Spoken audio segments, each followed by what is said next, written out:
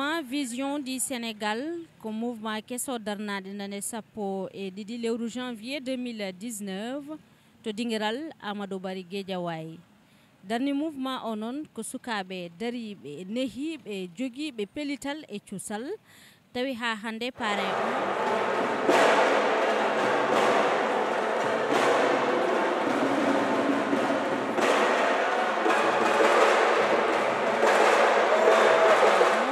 ko Daouda Dia première questeur à l'Assemblée nationale.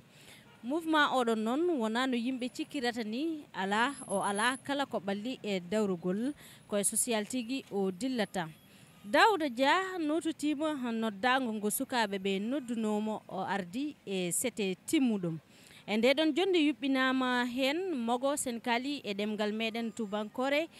mbiyen théâtre taw kadi fandare nde ko findinde yimɓeɓe ha hande waɗama toon ko wiyete Jeunes en herbe e gueɗe goɗɗe ɗe ganduɗa ha hande taw dillata koye jangde e findinde ha hande sukaɓeɓe.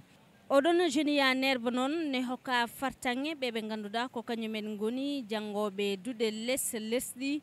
ko kañum en tigui ko kawɗon fartange beele tan ha hande ɓeeto ina waɗe to banggue jangde mabɓe. Gueɗe ɗe puɗɗi ko sanga waktuji 16 yeehi noon ha sanga waktuji nogas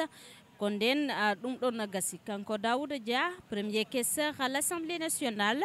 ndowa suuti konnguɗi o holliti tan kay ko sukaɓe dariɓe daraniɓe firtude ɓen ina weeɓi wallude te inchallah o holliti ma o waɗa hen doole makko ha ɗo Allah hanni. Sukaɓe ɓe nde teski caɗele rendo ngo tawi ha hande umori koye sukaɓe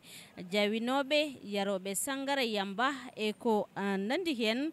koye oɗon tuma noon kamɓe ɓeɗo sukaɓe fellitɓe susɓe jogui pellital darade beele ne kaɓo ɗum ɗon ha laaɓa ha wiya ceerno e nder leydi men leydi Sénégal fandare mabɓe ko wadde feere ha kay kamɓe sukaɓe ɓe ɓe gartira haqqillaji mabɓe e rendo ngo kono kay ha kay ɓe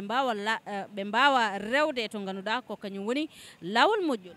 Eyi min mbiyetemi ko Adama Ba eyyi Adama Ba mbiyetemi jeeyami koye mouvement vision du Sénégal e jeeyami kadi koye responsable uji mouvement vision du Sénégal. Eyyi pour jabade e question oɗon mouvement vision du Sénégal ko mouvement mo ganduɗa hoorema ko jibina e joni ko ene yaari lebbi 6 donc sa ƴeewi ko guila mois de juin waɗa créé mouvement vision du Sénégal. Mouvement kadi woni mouvement mo ganduɗa hoorema rendini ko jeunesse étudiant ji commerçant ji élève ala mo woppi kala jeunesse Sénégal mouvement vision du Sénégal ene aɗa jeeya e mouvement vision du Sénégal. Hande min mbaɗi premier lancement amen pour wadde lancer mouvement o donc questeur Daouda Dia o woni o jeeya e parrain ji hande journée o kono wona kadi konko tan suuɓa hay opposition suɓama ɓe ganduɗa hoorema jeeyaka e gouvernement ɓe noddama ɗo hande pour gam tawtorede mouvement lancement mouvement vision du Sénégal. Eyyi pour paama Daouda Dia ko neɗɗo mo ganduɗa hoorema kadi ko tinɗo kadi mouvement o ne mouvement o ummi yeehe mako e o holliri kon kadi yiddemo ko e wuuro makko yiddemo kadi e sukaɓe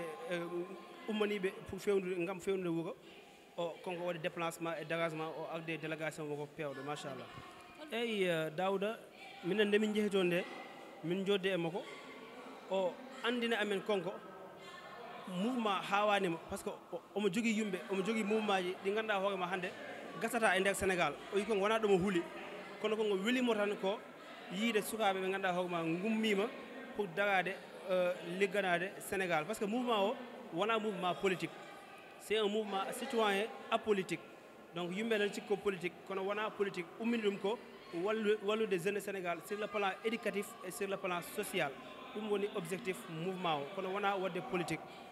Won noon leader aji kewɗi